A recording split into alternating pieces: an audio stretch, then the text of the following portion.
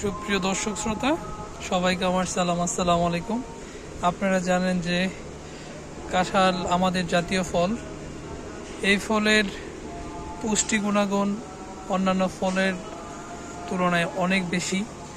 আর এই এই যে কাঁঠাল গাছটা দেখতে পাচ্ছেন, এটা একটা সাধারণ মানের একটা কাঁঠাল গাছ, কিন্তু এইটাতে প্রতি বছর এত পরিমাণে কাঁঠাল ধরে আপনি চিন্তা করতে পারবেন না, এত পরিমাণ। এই গাছে এখন 500-র মতো কাঁঠাল আছে।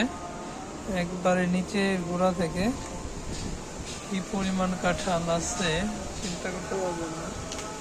দেখেন শুধু কাঁঠাল আর কাঁঠাল, একটা গাছে কি পরিমাণ কাঁঠাল ধরছে,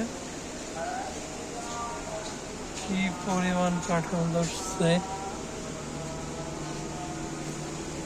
এত পরিমাণ কাঁঠাল ধরছে গাছটিতে।